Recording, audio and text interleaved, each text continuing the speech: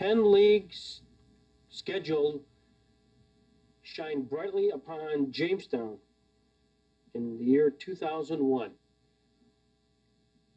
For on Tuesday, June 19th, 2001, the first professional team to represent Brooklyn, New York since the Dodgers left in 1957 played their first game in Jamestown.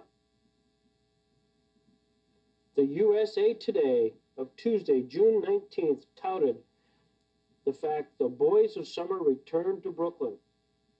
It announced that today, Brooklyn is back in professional baseball. It's not the National League, but the New York-Penn League, where prospects earn $880 a month and the dream of making millions in the majors. Most won't. The Brooklyn Cyclones, a short-season Class A affiliate of the New York Mets, open tonight in Jamestown, New York, the home of the Jamestown Jammers. To mark this auspicious and historical occasion, we were able to bring Carl Erskine to the opening day ceremonies. Carl was born December 13th, 1926 in Anderson, Indiana. He played weighing 165 pounds, and his height is 5'10". He received a bonus of $3,500 for signing in Brooklyn in July of 1946. During his terrific career, he pitched 2 no-hit, no-run games, played in 5 World Series for the Brooklyn Dodgers, and pitched in 1 All-Star game. What a thrill it was to have Carl Erskine in our midst.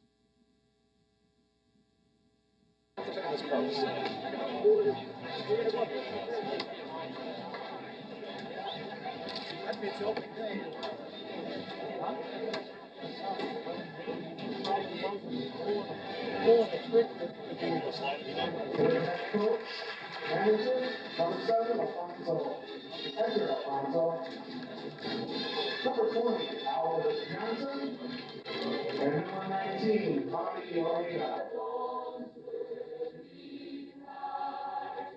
What's so proudly we hail us through the perilous fight, for the ramparts we lost were so gallantly streaming, and the riders' red glare, the bombs bursting in air, it proved through the night that our flag was still there. Oh, sail on that star-spangled banner, yet wave, for the land of the free and the home of the brave. Much history this day at Dietrich Park. Not only the return of Brooklyn to baseball, also here's the first pitch delivered by Jamestown Jammers Zach Miner, but another extraordinary event occurred. Among the many talents of Carl Erskine is his ability to play harmonica. General Manager David Wallenzone was very excited about having a unique experience of the 7th inning stretch being played by Carl Erskine on his harmonica with the famous Take Me Out to the Ballgame. However, what happens next is a bit of minor league history. Note the perspiration on General Manager Wallenzone as he explains the circumstances. On the work at 7:30 we have a special guest this evening. Once again, Mr. Carl Erskine on the harmonica. Let's all join in and say, "Take out the ballgame."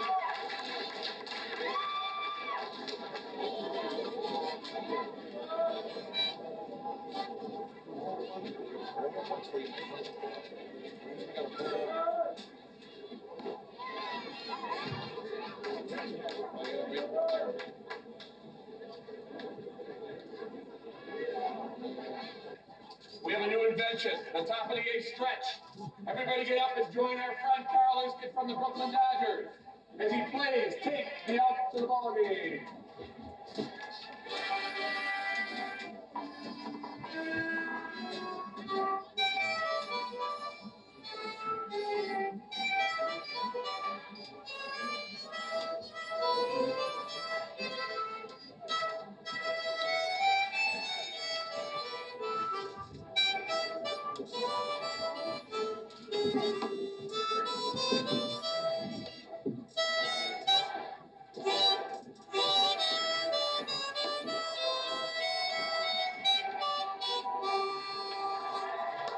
Ladies and gentlemen, from the 57 Dodgers, Carl Erskine, the top of the eighth stretch. When it's out, buddy, make it up. Only in minor league baseball. Showbiz, right? When it's out, make it up. I'll tell you what, gentlemen. not only is it the first Dodger team back, it's the first time in the top of the eighth that the home crowd stood and sang, and they take me out. Elliot Greg said only in minor league baseball. Anything goes, right? Super. Hey, they were singing. I could hear them. Sure. They were on top of you. You know what? We prepped them in that fitting before. They were ready now. Good job. Oh, that's crazy. Just to the top of the ninth, too. All right, let's keep it inventive. Yeah, now we're here. Let's do it every half inning. I just got to figure out what sponsor I offended when I just bumped him the first game of the year. I want to be apologizing that. On June 20th, 2001, we had the special pleasure of interviewing Carl Erskine, wherein he regaled us with tales of his wonderful career with the Brooklyn Dodgers. We are pleased to be able to present some of the highlights of that special interview with Carl Erskine. Things began happening at the ballpark. In late May of 1956, Pirate first baseman Dale Long set a major league record by blasting home runs in 8 consecutive games. Tell us about throwing up that home run ball to Dale Long in Pittsburgh, Pennsylvania. Shame on you. You spoiled my breakfast. Well, you know, Pittsburgh had 2 or 3 really premier power hitters in my day. One of them was Kahn, who, you know, the franchise was at the bottom of the league, but they drew big crowds because Kahn hit 50 home runs a year. Well, followed behind him then, Dale Long came along, and he was a power hitter, and he had this streak going of 7 consecutive games in which he hit home runs. I think that tied a National League record. We came into town on a Sunday night after we played in New York on Sunday, and then either maybe Monday morning early, I guess it was, we came in on the train and bought newspapers. Well, headlines were everything was about Long, who just hit his 7th home run in 7 consecutive games, tied the record. So I'm pitching that next night. So everybody, I mean, they packed Forbes Field to see Dale Long. First time he came up, I got him out on a curveball. He bounced it out to second base. And but the crowd's going. He comes up again in the middle of the ball game, and the same pitch. It's a pretty good curveball. I mean, it wasn't high, I didn't hang it, but it was down over the plate low. But he golfed that sucker into right center field, a deep home run. It was probably 380 or something. He had it good. Well, that crowd, I'm telling you, I never thrilled a crowd anywhere like that. That was a bedlam. And in those days, it wasn't so customary for hitter to come back out and take a bow and all that. You didn't see that hardly ever happen. Well, he went in the dugout after he circled the bases, and this crowd is absolutely going bananas. He hit the 8th home run, and so now I think Bob Skinner, as I recall, Bob Skinner was the next hitter. Whoever the next hitter was, steps up to get the plate, and the crowd is deafening. He won't quit yelling. Now, they've thrown me a new ball already. I'm out there ready to go. And hitter steps back out. I think it was Skinner. He steps back out, and he waits. Well, they wouldn't quit yelling. So finally, Dale Long finally has to come back out of the dugout. Gave him a big wave and all that. And he go back in. He did that 3 times. And we're waiting for the game. I want to get going. Of course, yeah. But anyway, Dale and I, after that, we faced each other in some old-timers games, and they always get the big build-up. So one time we were in Louisville playing in the AAA park, and they had an AstroTurf infield. And Long always kidded me about being my cousin, or I was his cousin, because he got that big hit off of me. So we were always announced, now here's the two players, Dale Long hit the thing on Erskine pitch.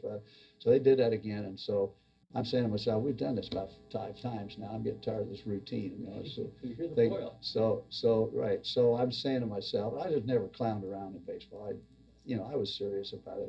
But in an old timers game, you're, a little bit of showbiz there. But so the AstroTurf, I thought, I'm going to bounce this sucker with a plate. I'm going to skip it, because Long is, he's up there. He wants. So I threw this ball and threw a perfect strike. The ball hit the AstroTurf, went right over the plate. Dale Long goes, boom! He hit a line drive single right through the middle. No kidding. I give up. I can't get him out. Well, one guy you could get out was Mickey Mantle, and especially that World Series game in 1953, 4 times. Well, Mantle was a free swinger. He had struck out a lot against a lot of pitchers. But I had this overhand curveball that he really didn't like, and he'd swing at bad ones, which make him look bad. I mean, if you swing and miss, a good strike, but I'd bury it right in the dirt. He'd chase it, and then he'd start looking for it. And he'd throw a fastball. He'd take it. So it was just one of those odd things. Mantle, actually, I struck him out 4 times in the 53 series in one game, but I'd faced him a few other times, and then had some other strikeouts against him. But he hit a home run off me one time in spring training. That's the only time he I threw him a low fastball. I had two balls, no strikes on him at Miami Stadium. It was a spring game. So I'm just going to try to throw a strike. And he hit a shot back over my head, straight away center, clear out of the ballpark. It never did come down. But in any game that counted, I think Mantle got a hit or 2 off of me, but he never did hit a home run off of me. So that was a freak accomplishment, I guess.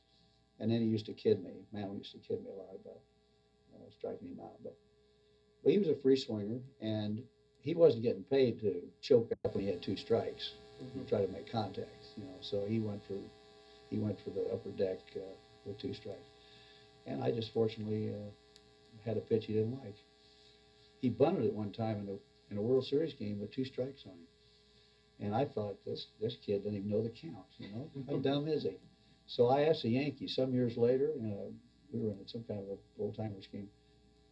I said, how smart a player was Mantle? Oh, he was heads-up ball player. I said, well, one of the serious games, I had 2 strikes and a ball on him. He bunted. Oh, they started laughing. They all started laughing. Bauer and Whitey Ford and they all started laughing. They said, oh, he knew the count. He said, if that little so-and-so gets 2 strikes on me, I'm going to get that nasty damn curveball. I'm going to bunt this son of a buck.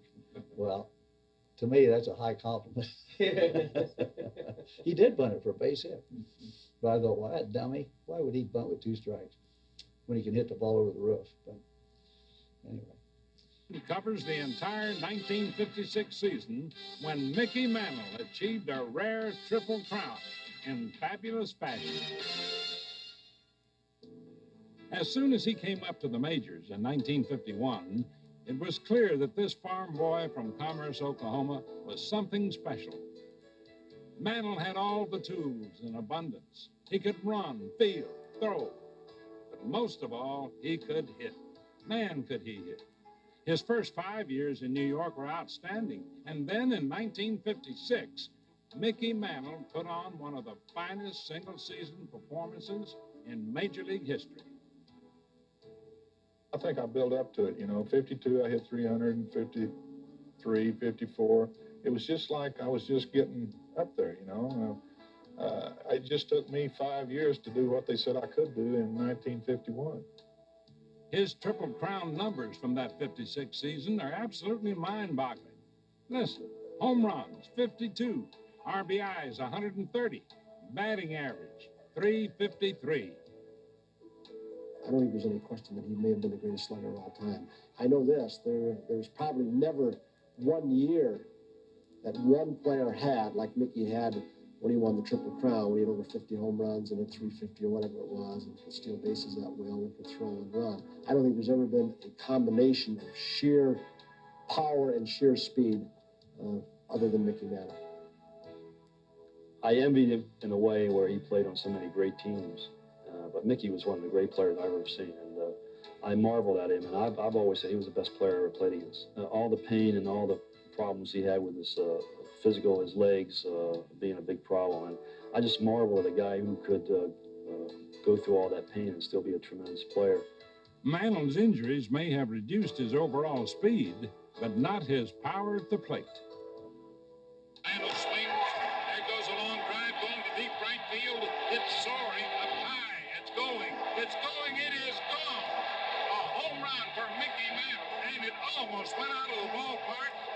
Mickey Mantle, for the second time in his career, has come within a few feet of becoming the first man to ever hit a ball clear out of Yankee Stadium. Mick was named American League MVP in 1956, and eventually he was inducted into baseball's Hall of Fame. But with all his brilliance, his pride and character make Mantle feel he could have accomplished even more. I was really lucky. I played with the greatest teams in the world, so I don't really have any gripes, but I really do believe if I had another shot at it, I could do better, and that's what bugs me. The magnificent Mickey. There's a fly ball on right field. That ball is going, it is gone. Well, it's going to happen here, and Brooklyn fans, don't you dare go away right now. Oh, boy, don't we have one for Here you. in the eighth inning, Mike Jacobs at the plate. Yeah. We introduce the crowd to this magnificent legend himself, Mr. Carl Erskine. How do you do? Oh, man, what a night. Back to the ballpark. You see a uniform team with Brooklyn on it. I haven't seen that for a while. Sit down here, Mr. Erskine. We called him Oyskin. I bet it took you a while to figure that one out, Carl. Well, the Brooklyn faithful, they corrupted my good Indiana name by calling me Carl. Who's pitching? Boys. They trying to throw the game? Yeah, we had a lot of fun in Brooklyn. The fans were, of course, rabid and with us all the way. But I'm going to ask this Brooklyn team if they've ever been booed because they're going to play in Brooklyn. They better be ready. Foul ball on the count is 1 ball and 2 strikes to Jacobs. The Brooklyn's lead it here by a score of 2-1. We're in the 8th inning, and Carl Erskine threw out the first pitch, got the harmonica. Who taught you, Stan, man? No. Stan, I played a couple times. No, as a kid, my dad had a harmonica, and I always flew around with it. But, yeah, musical carries one every place he goes to, so we played a couple times together. 1-2, that's a soft tap. It is over the mound. Second baseman charging, and a late throw, and that is safe. That is a base hit for the left-handed hitting catcher, Jacobs. And so the Cyclones get a man on here to start off the top of the 8th. Carl Erskine with me in the booth here, and of course this is a historic day, June 19, 2001, Carl, for Brooklyn, and you're going to have to come to that beautiful new ballpark in Coney Island. But I'm just curious if you remember by any chance what happened 49 years ago today. 49 years ago today was June 19, 1952. I announced it because you reminded me that it was 49 years ago to the day you pitched a no-hitter. Well, I thought about that, June 19th. I write that date sometimes because people who have me sign something say, would you put your no-hitter dates down? So June 19th, so all of a sudden I'm looking at that, June 9th is today, June 19th. That was in 52 against the Cubs. We started an afternoon ball game in Ebbets Field, Brooklyn. Big, heavy clouds. I mean, clouds were as low as a ceiling. I mean, they were right there, and they were black as night. And we knew it was going to rain. It had to. Well, Warren Hacker started for the Cubs, right-hander. We jumped on him in the first inning. I think got 5 runs or something in the first inning or 2.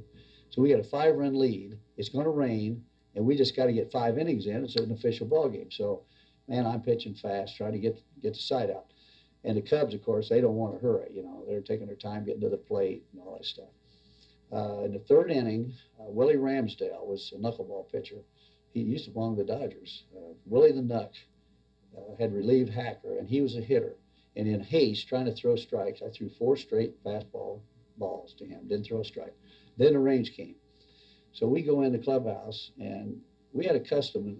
Our guys like to play bridge. Clyde King had taught us how to play bridge. It kind of caught on. So every time there was a break in the action or on a train or a plane or something, you guys are always fighting to get the table to play bridge. So we go in, sit down around the trunks, and there's a couple bridge games going on. So I'm playing with Billy Cox, one of our coaches, Billy Herman, and Pee Wee. So we're playing a couple 3 hands, and I just made 4 hearts, and they came in and said, "Hey, it's they're taking the cover off. They're going to try to get started again. Let's go." And that was about 45 minutes of break.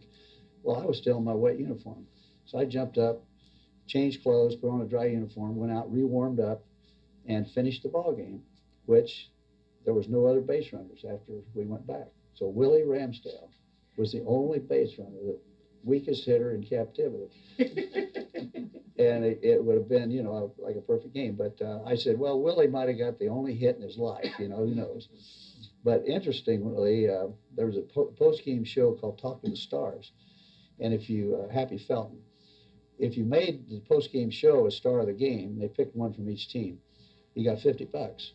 Well, $50 was a nice little payday. So naturally, everybody was hopefully had a good day. Well, Willie Ramsdale was out of the game for pinch hitter, but as the game went on, and he being the only base runner, they pulled him into the little room where the TV monitors were, and where this little show was going to take place under the stand, and said, "Wait right here, because if nobody gets on, you got to be the star of the game. You're the only base runner."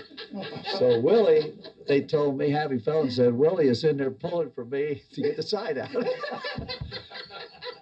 And Mixes is the last hitter, and Mixes, I got to count 3 and 2 on Mixes, and they said, "Willie is in there talking to Mixes. You little so-and-so, if you get a hit now and spoil this day for me, I'll kill you." And Mixes grounded out. So Willie was star of the game. And then a little side to that, it got in the paper that, of course, the writers came in and said, "Gee, a 40-some minute delay, and you re-warmed up and all that, and that's really unusual. What did you do all that time in between?" I said, "Well, we played bridge." And, "Well, tell us about it." "Well, we played bridge, and I told them, made 4 hearts and so on." Well, the next day in the clubhouse, our clubhouse guy, Charlie DiGiovanni, the Brow, they called him in Brooklyn. He was a street kid, had big, heavy eyebrows. Anyway, he said, "Erskine, you want on the phone?" I said, "Who is it?" Because hardly anybody would call me in the clubhouse. He says, "It's Charles Gorin." "Charles Gorin?" "Yeah, sure." Well, I thought he was kidding me. So I go back there, and this boy says, "Hello, Carl Erskine, man. This is Charles Gorin, a bridge expert." "Really?" He said, "I couldn't believe what I read in the paper. You played bridge between the innings, the delay, and your no-hitter." I said, "Yeah, I did. Yeah, we did." He said, "Can you reconstruct that 4-heart hand?" I said, "Well, let me tell you, I can tell you every pitch I threw yesterday, but I don't know. I don't think I can tell you what cards I had." He said, "Well, would you let me make up a hand to use in my column?" And I said, "Well, okay." So that's what he did. Yes, that's terrific. How'd you get the name Oisk? Well, it's a Brooklyn. I came from Fort Worth, Texas, AA. They brought me up in the 48 season. And the first day, I went through the rotunda at Ebbets Field looking for a place to go to the clubhouse. And I'm carrying my duffel bag, and it had Fort Worth Cats on the side of it. So people in Brooklyn, they knew this kid was coming up from the minors. And so as I walked in, that's what I heard. The first thing I heard was, "It's Erskine from Fort Worth." That was my intro. But they just rolled off the Brooklyn tongue, Carl Erskine. And so for years I'd hear from the stands, "Hey, Erskine, throw it through his head." I mean, so that was and kids write me today is, "What's that name mean?" Or, "How'd you get that name?" But it's just a corruption of my real name. But it was sort of a term of endearment. But I'm going to tell these guys today from Brooklyn, these Cyclones, they've never played there, I guess, right? No. Well, I'm going to ask them if they've ever been booed. If they have been booed, get ready. The classic scene that everybody now talks about, and they're going to put a statue at the stadium. The mayor of New York is already commissioned or is commissioning some somebody, some sculptor, to do this famous pose of Pee Wee with his hand on Jackie's shoulder. It happened in the infield in Cincinnati when Jackie's getting booed, and Pee Wee, a Southern boy, walks over and in a gesture says, you know, this is my teammate, I accept him, why don't you, or, you know, whatever. But nobody ever knows what Pee Wee actually said to Jackie. Well, if you knew Pee Wee, you'd absolutely know that he never pretended to be Jackie's savior or anything. And he told him that. He said, I accept you as a player. I'm not going to carry the flag. I'm not going to be out front leading the cheers, but, you know, you're part of our team and accept you. Well, I could just imagine that Pee Wee walked over to Jackie and said, hey, you think this is bad? Wait till you boot one in Brooklyn.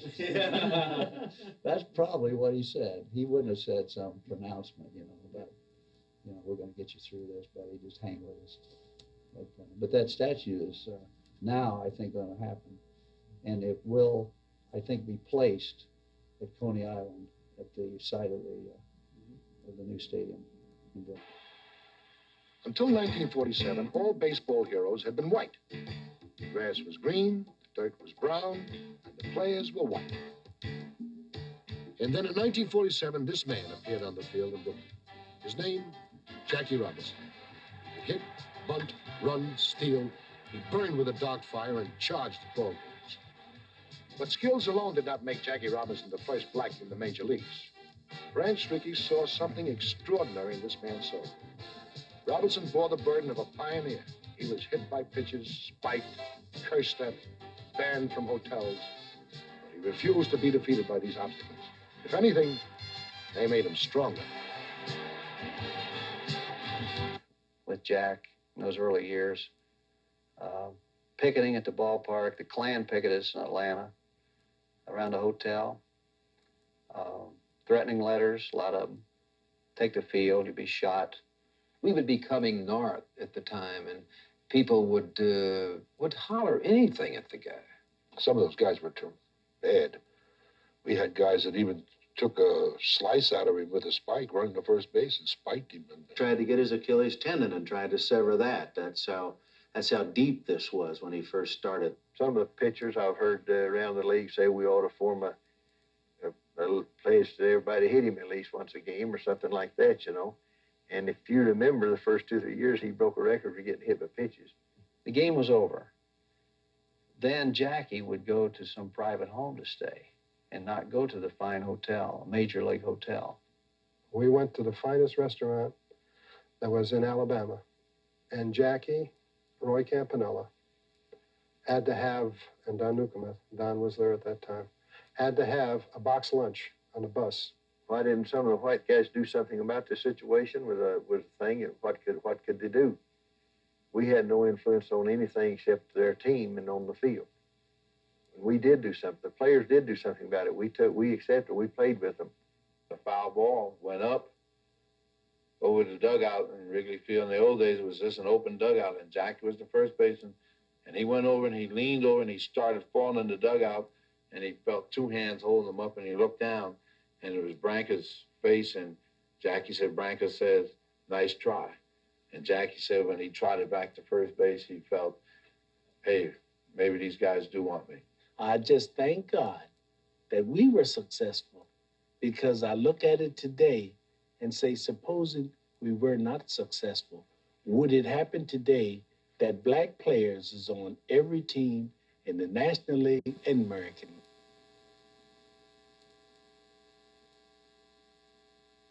I want to ask you, when you heard the Cleveland Browns were moving from Cleveland, a beloved team which you think would never leave, did that sort of cause a flashback for you and say, hey, it can happen anywhere? Yeah, it can. And, you know, we were on the periphery as players. We weren't privileged to know a lot of the detail that was going on politically with Walter O'Malley and the City Fathers as they tried to, O'Malley had to wanted to relocate the stadium, and he had this grandiose idea of putting it in downtown Brooklyn where the Long Island Railroads kind of converged, and he wanted the stadium to be above that and have all the subway systems coming right in that area. Well, the City Fathers wouldn't buy that idea. He had a dome stadium model in his office as early as mid-50s. So he was a futuristic guy. Well, the park department, and Robert Moses in New York, I guess, was the ones that said, no, we want you to go to Flushing Meadows, and they wouldn't bend, he wouldn't bend. Well, all that was going on. We didn't know much about it except there's rumors flying, and I don't ever recall that Walter O'Malley had a meeting and came in the clubhouse and said, fellas, let me tell you where we're at and what's going to happen. And I don't recall we ever got that inside stuff. So we were just almost like the public, and whether it was going to happen, and the rumors were flying, and so we had games to play and got to get in shape.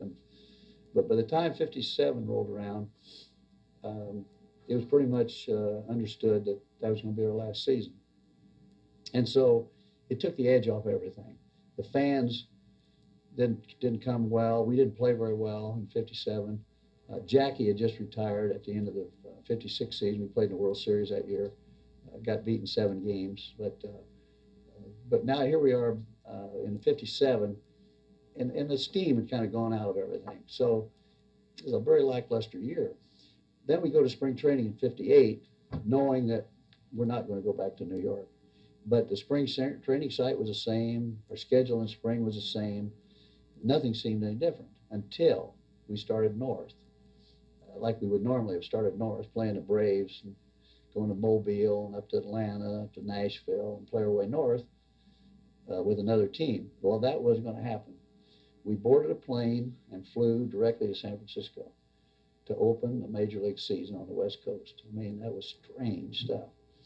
And so, and going to a minor league ballpark, because we opened in San Francisco in Seal Stadium, which was our AAA park. And then after that series, we went down to LA to open the season, the first game ever played in Los Angeles. I got picked to pitch that opener in LA. I think Drysdale had pitched up in San Francisco, maybe Koufax had, I can't remember who the other starters were, but Austin surprised me because I hadn't had a real good spring. But I think he wanted somebody with some experience to pitch this opener because there were 80,000 people in the Coliseum that day. And hype, oh, there were bands playing. I mean, you can imagine the big opening ceremony that they had. Went on forever. And then, but the 80,000 crowd was not a baseball crowd, as we had known baseball crowds. We're in Los Angeles. This is Hollywood. This is, everything's new. Everything's strange. And playing in the Coliseum, which had this diamond skewed, left field was 250 down the line with a screen. Right field was 300 with no screen. Center field was 440.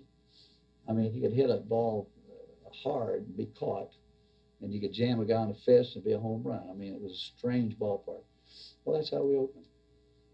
And when did you first hear the rumors as players? Which year were you beginning to hear things about we're going to possibly move? Because other cities were involved too. There was a Minneapolis possible move, except that they said the Giants were going to go there, and there were some other cities, right? Well, you know, the owners had to approve the move, and they wouldn't approve one team going to the West Coast. So the owners dictated 2 teams. Mm-hmm. Then O'Malley talked to Horace Stoneham, apparently, and got San Francisco interested in it, however that happened. But there had to be 2 teams go to the West Coast. And most people don't relate the fact that the jet plane made that possible. Before the jet plane, you wouldn't have had a West Coast entry into the major leagues because I think you had 2 or 3 fuel stops on a piston plane from East Coast to West Coast. Now the jet goes in 5 hours or less. And so all of a sudden it's possible now the transportation makes it possible to have a West Coast team. But the jet plane, had it not come at the appropriate time there, I don't think that move would have made in 58. It would probably come later. But in the older days, we traveled by train. Farthest team west was St. Louis, for good reason. You couldn't keep a track. We leave New York after a day game. It took 22 hours on the train to get to St. Louis. So we had our sleeping cars, dining cars. And, you know, that's the way you did it in those days. It's a little shocking, though. Here you finally win the series in '55, and I mean everything is all rosy and great, and then a couple of years later you're moving. It was strange. I mean, it had to be a shock. What is almost unbelievable to me is that two major league franchises moved at the same time out of the same city. I mean, that was unbelievable. But, well, again, players were on the fringe of most of that, and we were kind of beholden to whatever happened. So our daily job was to do what we were hired to do and try to keep our place on the ball club. There was a lot of competition for jobs, you know. The Dodgers had 25 farm teams, or 26 maybe, and that was close to 800 players. Well, you falter at the top. They had 25 spots. You falter, you're gone. I mean, they bring somebody else quick. So there was that kind of pressure to maintain your spot.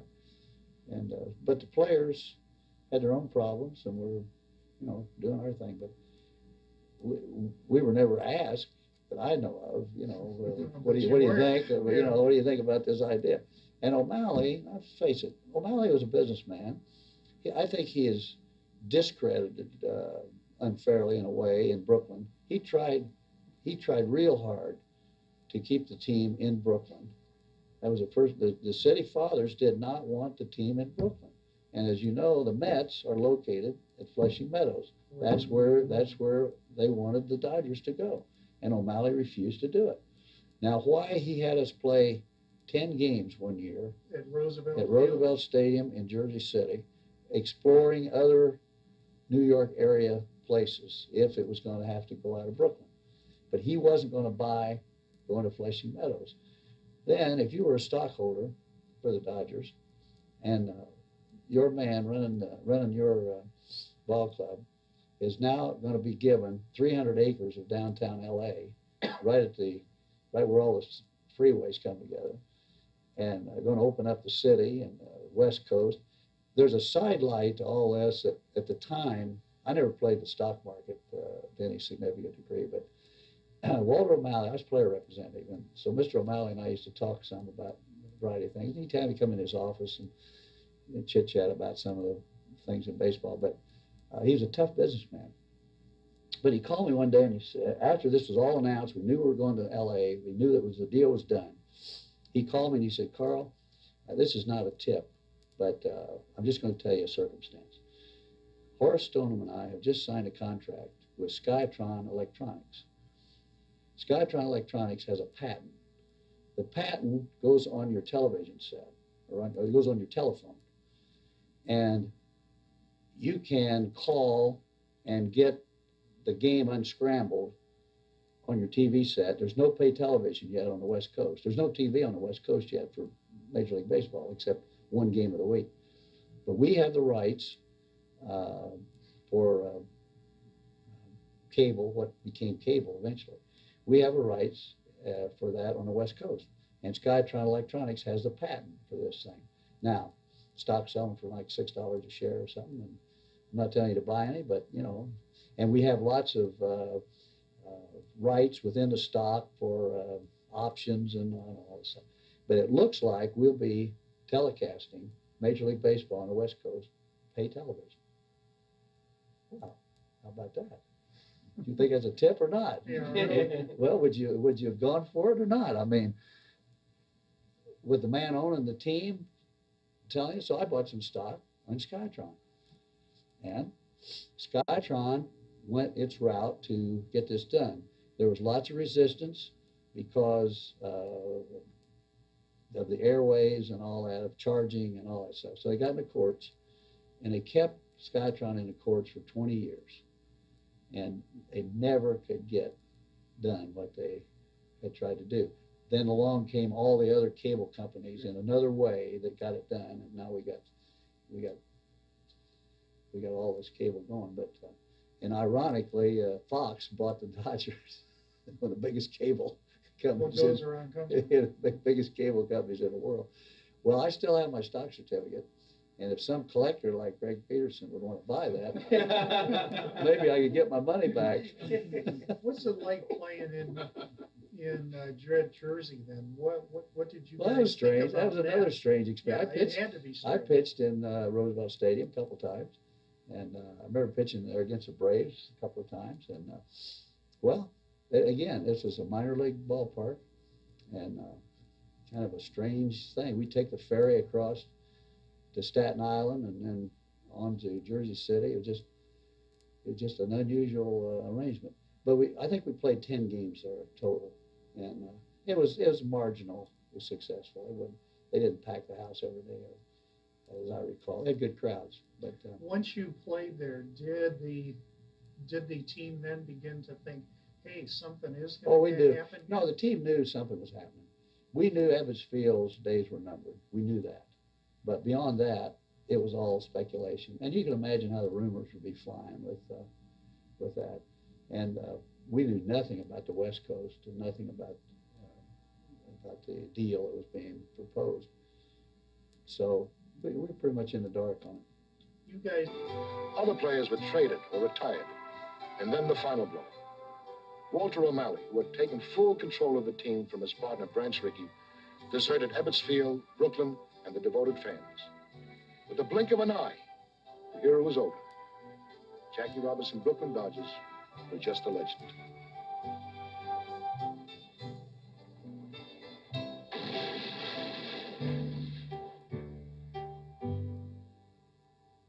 The Brooklyn Dodgers moved to Los Angeles in 1958. And the very first pitcher for the very first game in Los Angeles was our Carl Erskine. You know, I tell a story that a lot of funny things happened that opening day. That was amazing. First of all, Alston called me in before the ball game, and he said, hey, you know Davenport, their leadoff hitter, he's had the hottest spring of anybody in baseball. This kid is red hot. And we played him in the series in San Francisco, and he got a half a dozen hits in 3 games up there. And he was on fire. So Alston said, look, Carl, I know you don't necessarily like to do this, so I'm not going to ask you to do it. I'm going to order you to do it. I want you to get a strike on Davenport, and let's loosen him up real good. I want him flattened. Let's introduce him to the National League. This is opening day. So now I'm a little tense anyway. I'm pitching to Roseboro, who's a new catcher because he replaced Campy after Campy got hurt. So now I'm thinking all night. Well, he told me this the day of the game, but the night before I'm thinking, you know, first pitch in L.A., pretty historic thing. I want to throw a strike. I want to be sure I throw a strike first pitch of the game. So I'm thinking about that. Now Alston tells me this: get a strike on Davenport, and I want to see him down. Okay. First pitch of the game, good fastball strike. Got that done. But now here comes Roseboro, gives me the knockdown. I knocked him down. It was a good one. His bat went, his cap, he's down. So he gets up, dusts himself on, and hits a shot off the screen in left field the next pitch. So I look over in the dugout, and Alston goes, what are you going to do? We did everything we could do. Well, that was one incident. The other one was I didn't know a soul in Los Angeles. So it was all strange, everything. And now I happen to think, oh, yeah, Matt Branducci. Yeah, I knew that whole family. He did move to Long Beach. I wonder if he lives over there. So I looked in the phone book. Sure enough, Matt Branducci. I called him the night before. I said, hey, Matt, what are you doing tomorrow? What do you mean? Well, you want to come to the ball game? I'll let you some tickets. I had nobody. I knew anybody in L.A., and this is kind of a big day in L.A. Well, Matt was a delivery guy for a laundry over in Long Beach. So he said, yeah, I'll come to the game. He's a real fired up, enthusiastic guy. And I knew him back in Anderson, knew his family and everybody. So now Matt's coming to the game. So I leave him tickets. Well, the game goes on. We win the game eventually. There's a press conference after the game.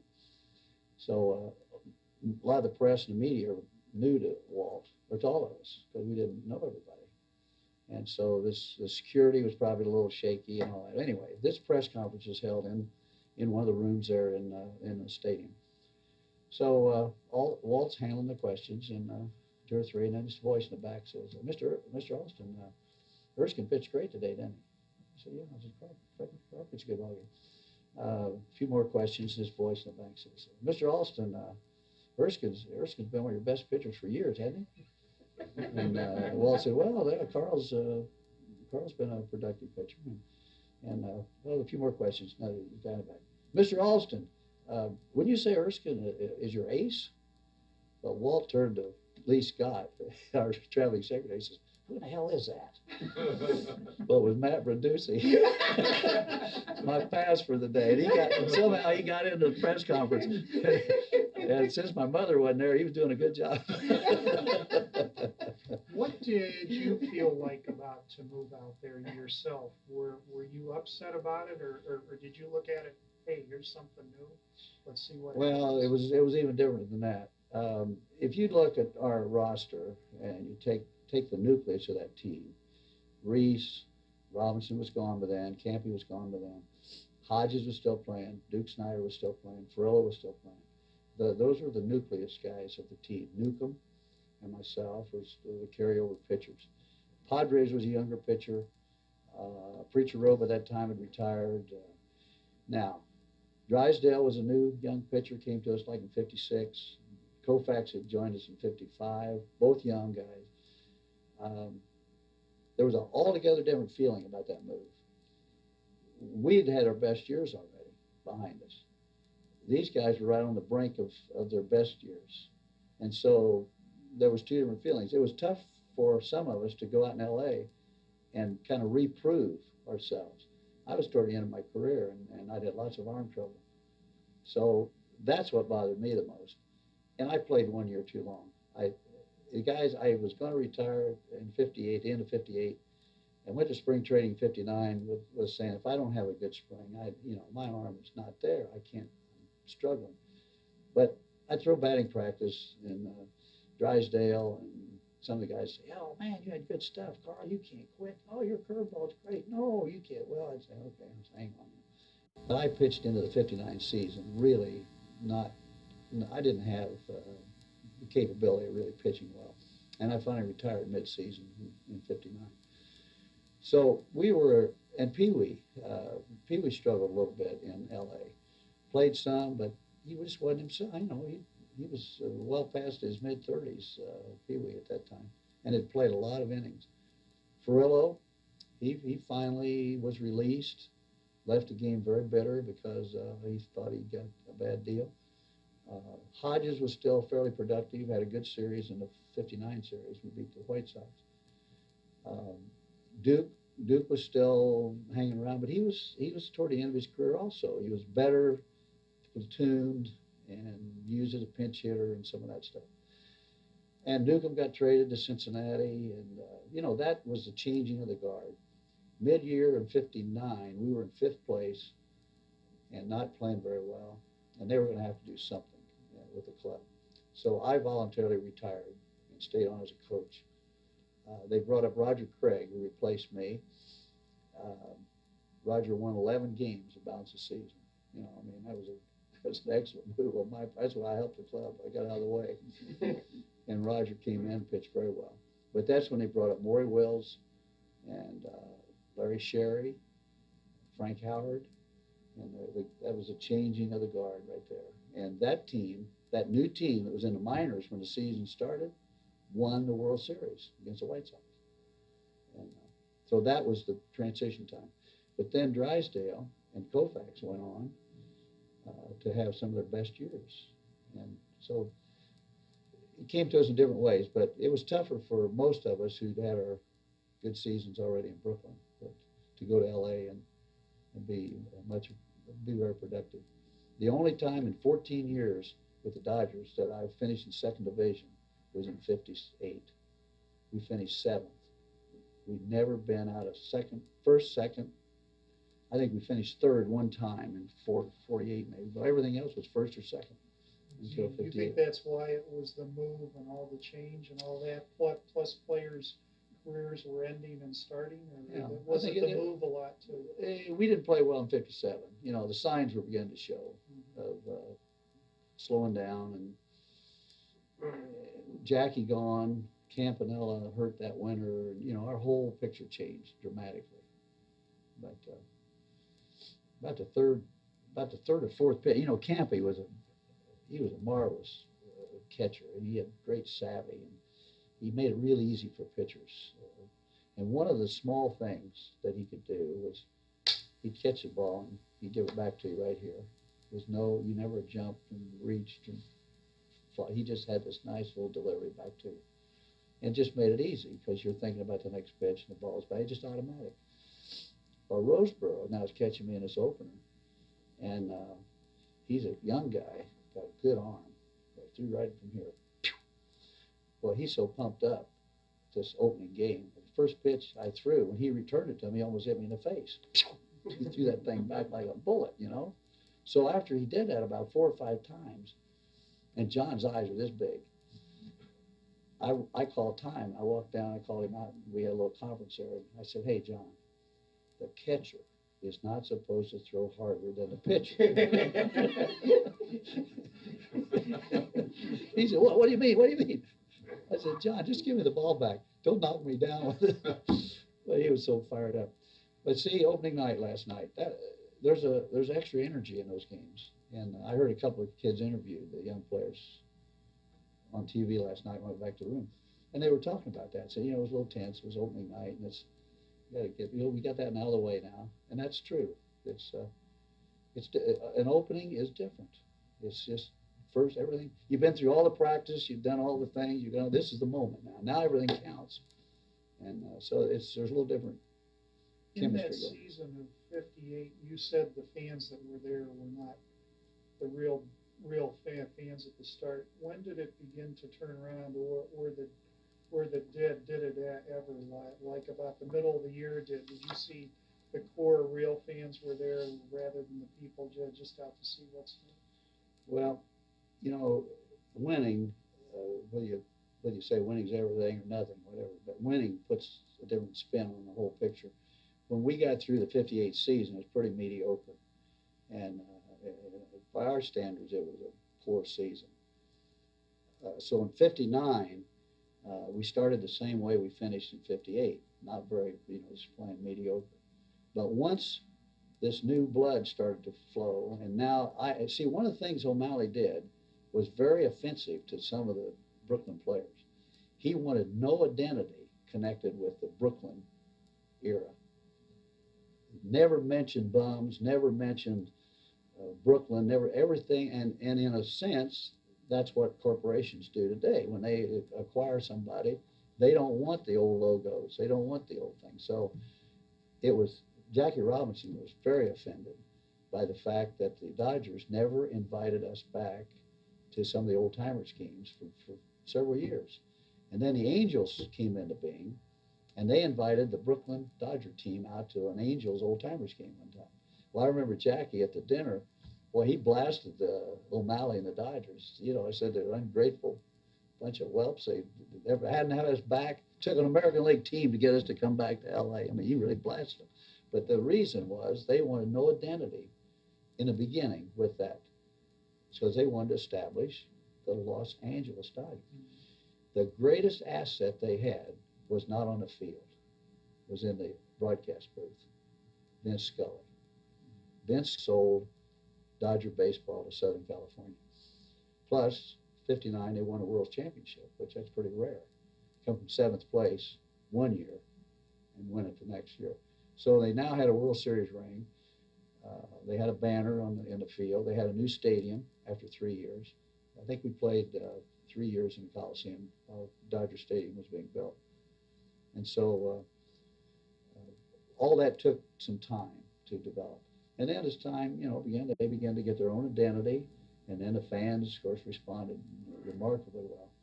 You were very instrumental, maybe indirectly, in getting that renaissance of the Brooklyn Dodger mystique through Roger Kahn and the Boys of Summer, which sort of kicked into high gear. Tell us about this, sir. About the book? Yeah. Well, Roger Kahn came to us in '52, as I recall, in '53, in those years.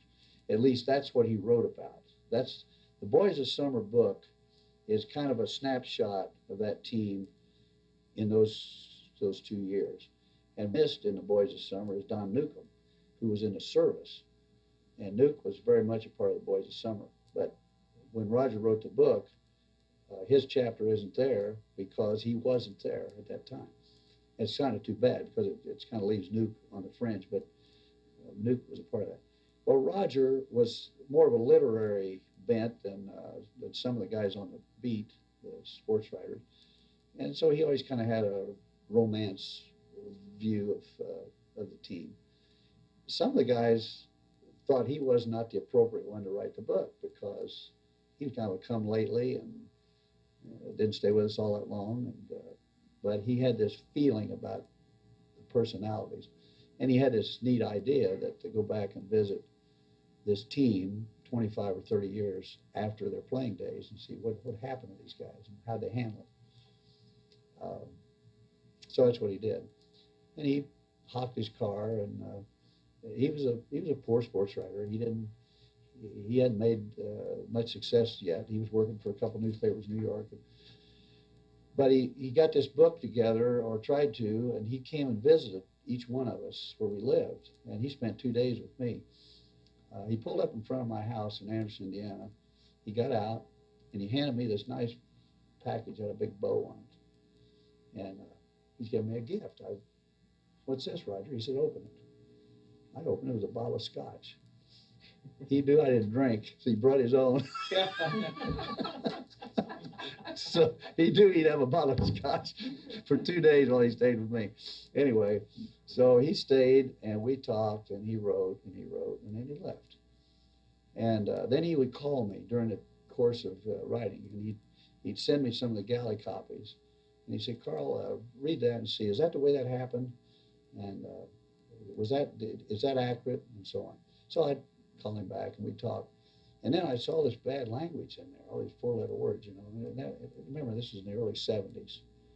And you didn't see much, you didn't hear much profanity on TV or any place like that. And the printed word, that was for the smut stuff. You didn't see that.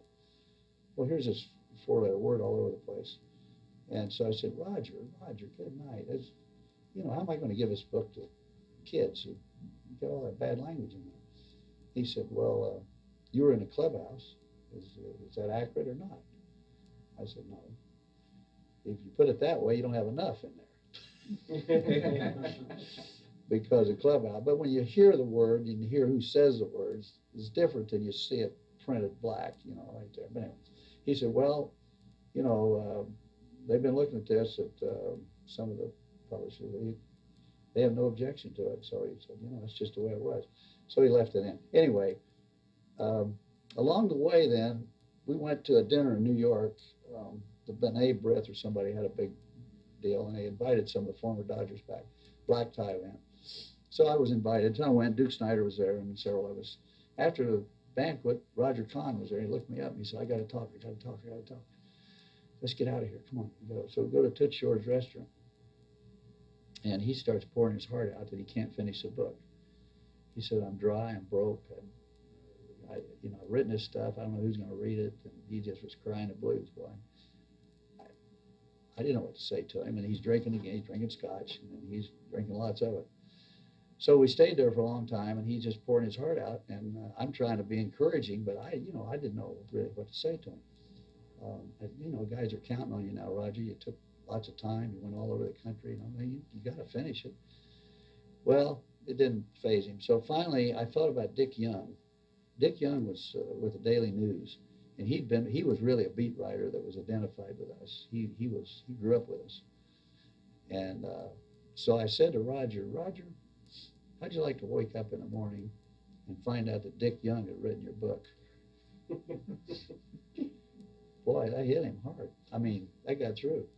And so Roger now, he is very inebriated. And so we go outside, and I said, Roger, what's your address?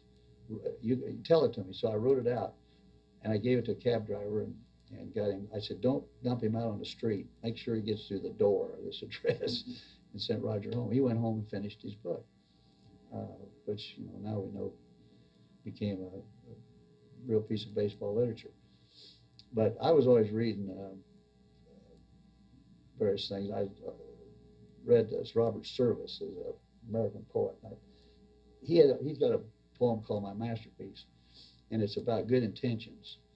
And in the three stanza poem, it finishes up by saying something like, well, it's too bad, I missed it, it's too late, a better man will have to write the little book I never wrote. I sent that to Roger. Well, he said he framed it and put it by his fireplace. He said, I still got it there. But Roger, I read quotes in this paper at Roger, and I didn't like his quotes very well. He's taken to task the fact that Brooklyn shouldn't have a minor league team.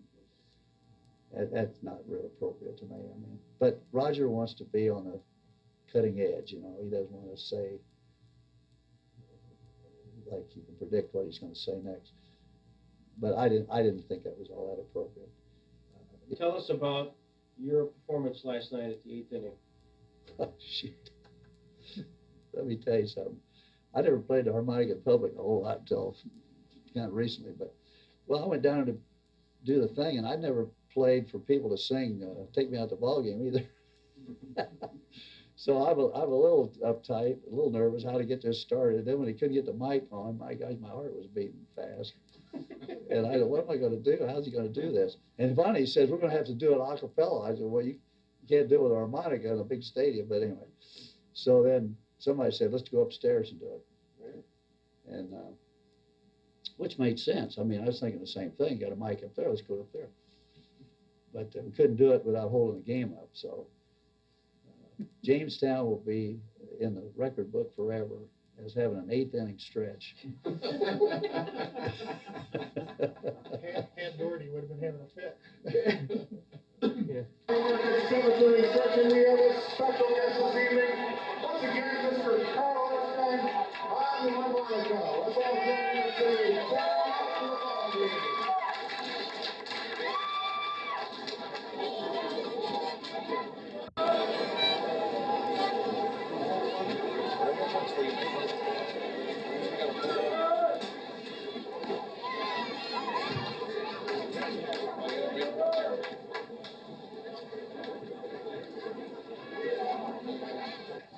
We have a new invention, the top of the 8th stretch.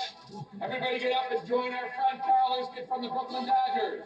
As he plays, take me out to the ball game.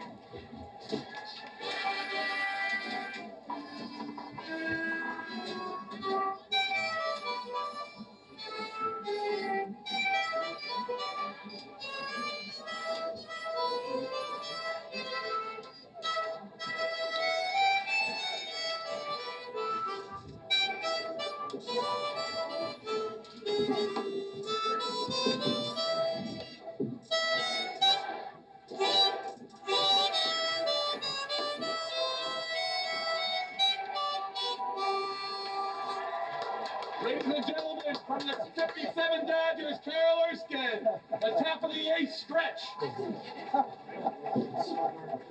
What is it, buddy? Make it up. Only in minor league baseball. Showbiz, right? I'll tell you what, gentlemen. Not only is it the first Dodger team back, it's the first time in the top of the 8th. That the home crowd stood and sang, and take me out. That's right. Elliot Drake said only in minor league baseball. Anything goes, right? Super.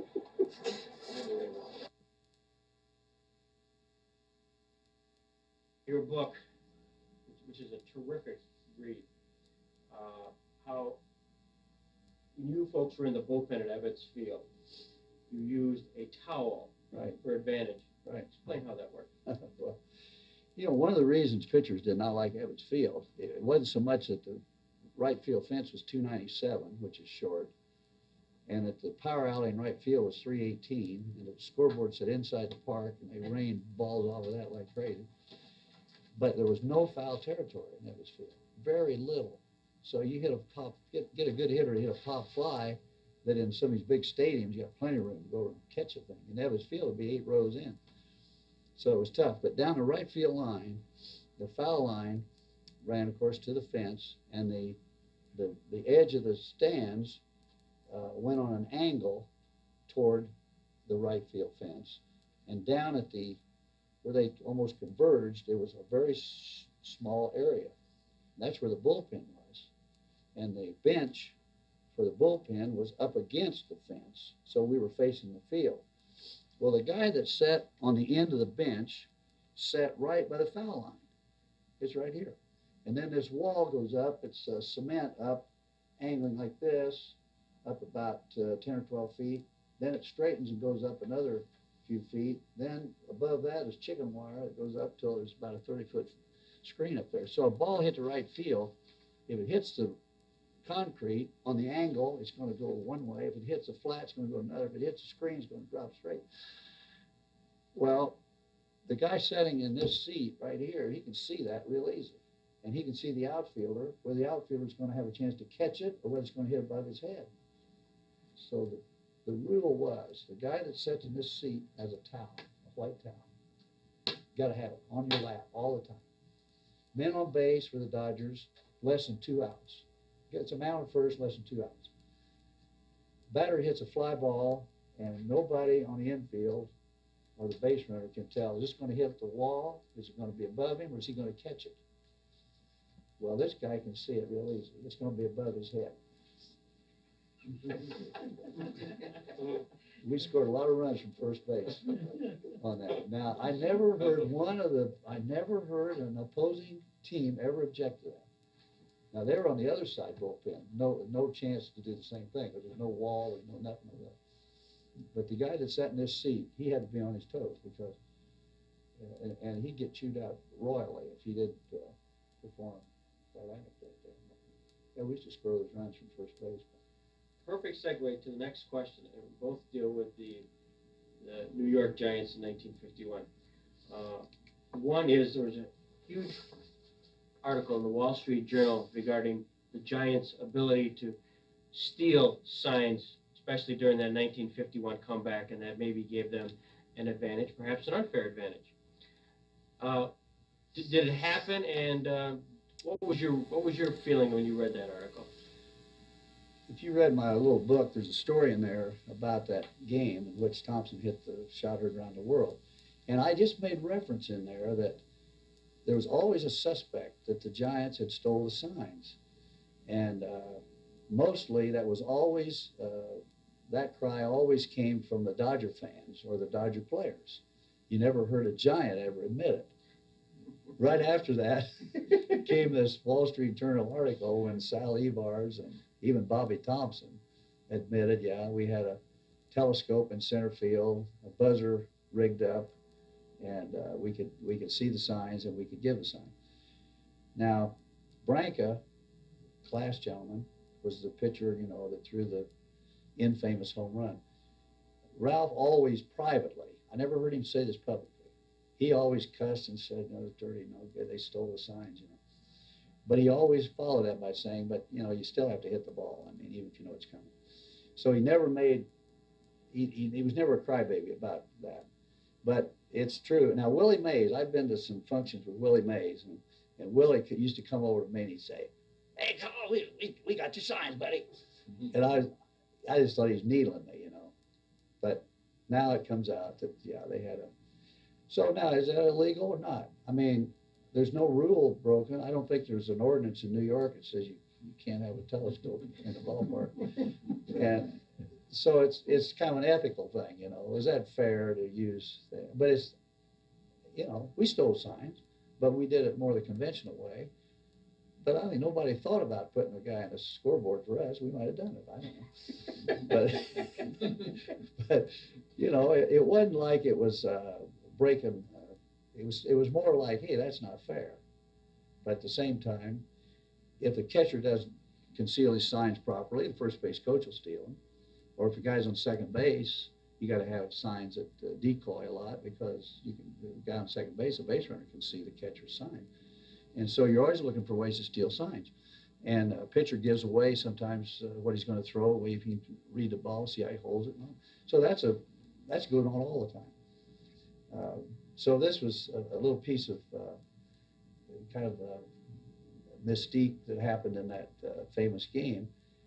But as one of the writers, Jack Lang, said to me, if they were stealing the signs, I was coming to Labine, shut them out 10-0 the day before. But see, all guys won't take signs. A good hitter, almost all good hitters don't want the signs because it kind of disarms them. Now they swing it bad. They know a fastball's coming, and they don't have a good caution to make sure it's a good pitch and hit it where it's pitched and all that, good instincts. So a lot of good hitters don't want the signs. But there could be any hitter on a given time, a given pitch, a given day, the payoff, that if you knew what was coming, might take it. And that's sort of what Thompson says. Thompson doesn't ever say, yeah, I took the signs. But he never says, I didn't take the signs. So he kind of leaves that mystique alive that benefit, and I love how you tell the story. Could you tell us a little bit more about that Bobby Thompson game and the best pitch you ever threw? Yeah, that story's been around too, but well, there's always a lot of speculation, you know, how did they pick Branca? Why did they take Newcomb out? We were leading 4-1 going into the ninth, and Nuke, of course, was a strong pitcher and had pitched real strong in the 8th inning, so there was no indication he was tired. But in the ninth, there were a couple of ground balls that got through the infield. They were just routine ground balls that they got through. Then Lockman doubled. That scored a run, put 2 men on. Then they got the bullpen up. So they got Branca and me up throwing. And Dressen called the bullpen in eventually and said, are they ready? And Suki said, yeah, they're both ready. Erskine's bounced his curve occasionally. So let me have Branca. Well, I threw this hard overhand curveball that Campanella used to tell me, bury it, bury it. You don't want to hang that, you know, you got to keep it down. But it broke straight down. And to be a real good pitch, you just have to bury it right at the guy's shoes, you know. So you occasionally bounce one. Well, in the Polo Grounds, there's a huge amount of space from home plate clear back to screen. It's a big area. And I don't know, no one ever asked Dressen that I ever read, or I never asked him, did that have any influence? Because Campanella was not catching. He was hurt, and Rube Walker was catching. Rube, as the old Texan told me one time, was slower than pond water. He was just real slow afoot. And if Dressen says, boy, we don't want any wild pitch with Erskine in there and Walker, who take forever to get to the screen, let me have Branca. Now, I don't know if that was the reason, but whatever the reason, that bouncing the curveball comment, he says, let me have Branca. So Ralph came in, warmed up, and Thompson was a low fastball hitter. The first pitch Ralph threw was a low fastball right down the gut, and Thompson took it. Well, we all went, oh, Ralph, oh, God, don't pitch him down there, Ralph. And so now the next pitch is up and in, right where it should be, and Thompson fights it off, hits a sinking line drive into the lower deck of the Polo Grounds. So now the game's over, this pennant's over, we're take this bitter loss, and you know, and this infamous incident hangs on forever. So when people say to me, Carl, what was your best pitch? I'd say, I think it was that curveball I bounced in the bullpen. The Giants had trailed the Dodgers by 13.5 games on August 11th, but then began a breathtaking run for the pennant, winning 37 of their last 44. They tied the Dodgers on the last day of the season, and it's now the bottom of the ninth in the third and final playoff game. New York has just scored, but the Dodgers still lead 4-2 with 1 out. Runners are at second and third. Dodger reliever Ralph Branca is pitching to Bobby Thompson, and baseball history is about to be made.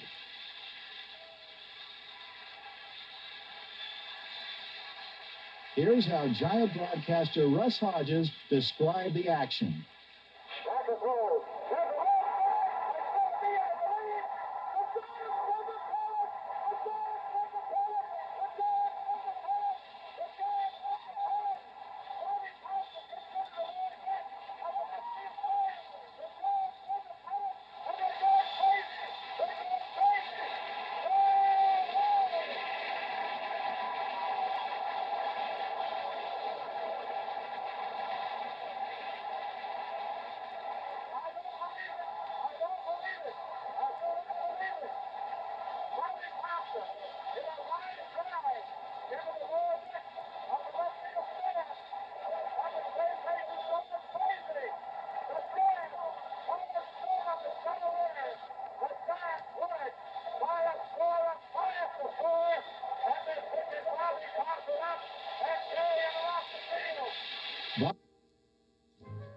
Carl Erskine from Anderson, Indiana, was admired by his teammates and adored by the fans.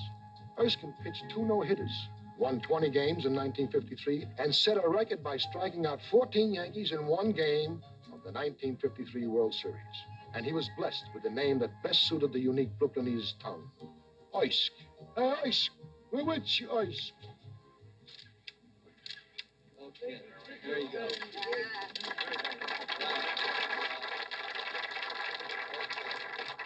I have always had a sense of feeling about having a hometown. I'm born and raised in Anderson, Indiana.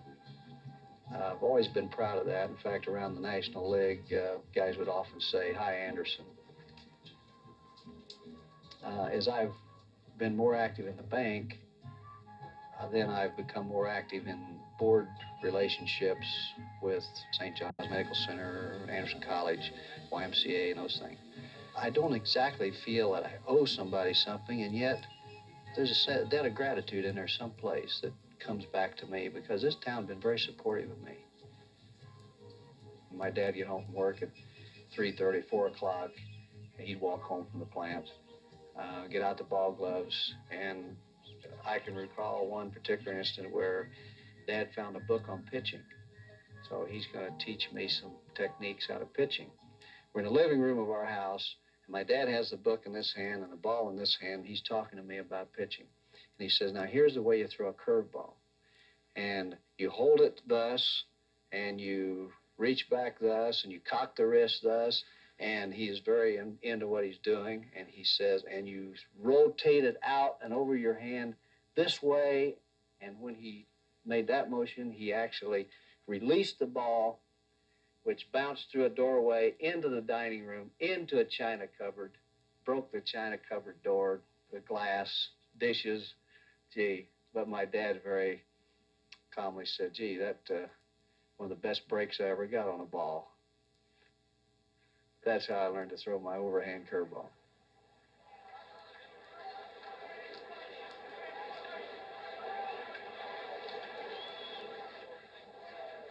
It was my second year in pro baseball, and I was a candidate for making the Fort Worth Cats baseball team. A big club was coming through in the spring to play an exhibition game in Fort Worth.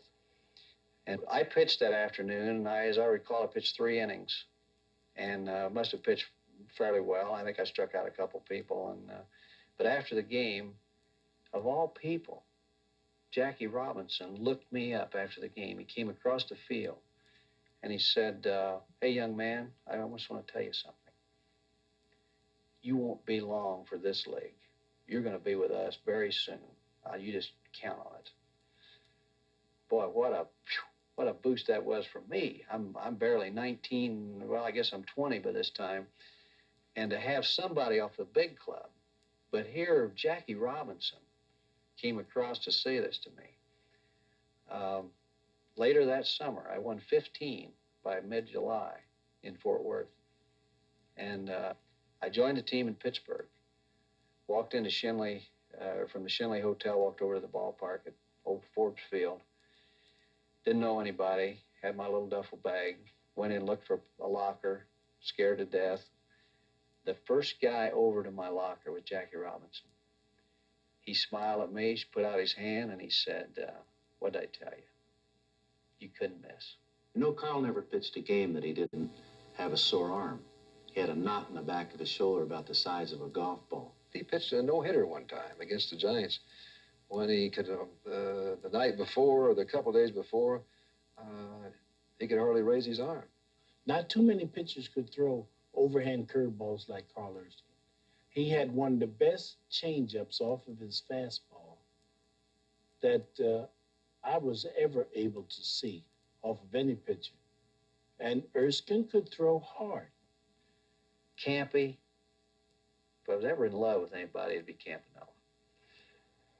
He caught me for 10 years. And the intimacy between a catcher and a pitcher is just fantastic.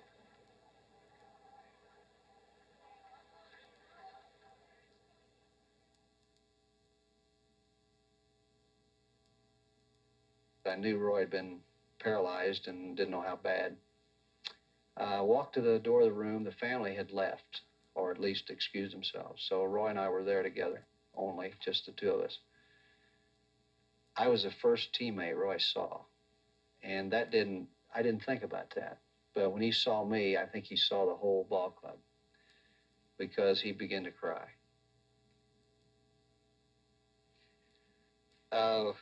I guess it was 5 minutes or so. And we didn't say anything. And then suddenly, Roy began to talk and sort of got out of the feeling and started telling me about his situation. He said something like, and tomorrow I go to therapy, I'm going to lift 5 pounds with my right hand. And I'm looking at Roy, I'm thinking, this guy threw out so many ball players, he hit so many home runs, but he is of a mind to be enthused that he is going to lift 5 pounds with his right hand. And so I went back so inspired that I pitched a 2-hitter against the Phillies, because I knew Roy was watching from his hospital room in New York, because he told me he would be. I couldn't get that off my mind. That's the last complete game I ever pitched in the big leagues.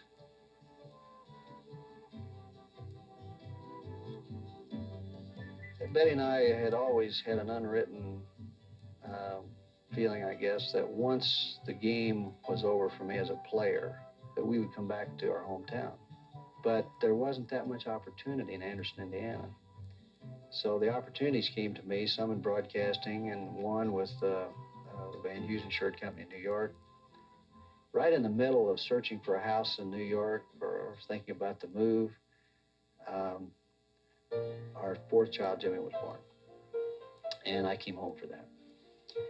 Sensed real early there may be some problems. And our doctor suggested we take Jimmy to a specialist to confirm anything that might be. We did that and found that Jimmy did have a Down syndrome condition. Pretty devastating finding for a pro athlete who had 3 healthy, athletic kids and had just gone through the trauma of retiring from the sport. Even though the doctor recommended there were good places for Jim, that good care, good kind of facilities he could be taken to, Betty was the strength at that point, and she said, well, Jimmy goes home with us. He's part of the family. Whatever that means, Jimmy's going to be a part of us. At 22, he's not a little child, except in his limitations, he is. Are you working hard today? But he goes to a sheltered work program. He's active in Special Olympics. He's learned to swim, rides his bike, runs, throws a softball. Got a pretty good arm, I found out.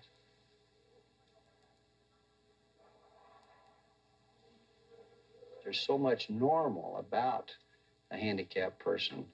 There's only a portion that's so-called abnormal. And I think this is Jimmy's case. He has a share of his life that is not conventional. But I'm convinced that his emotions and feelings, likes, dislikes, desires are very normal in many instances. He used to say, instead of saying no or I don't want it or whatever. So I tried to teach him to say no, thank you.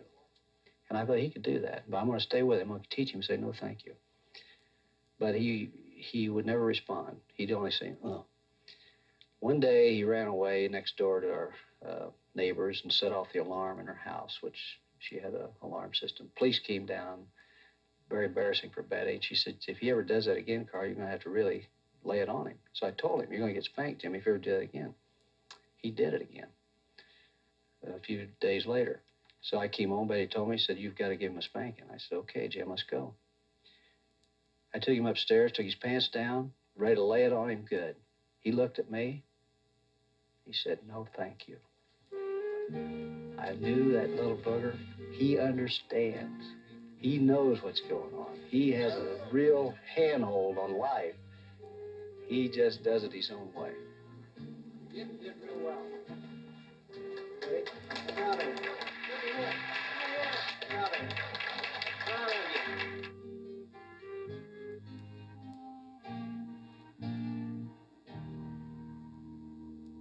Carl Erskine, thanks so much for sharing your memories here in Jamestown, New York. You clearly are a class act.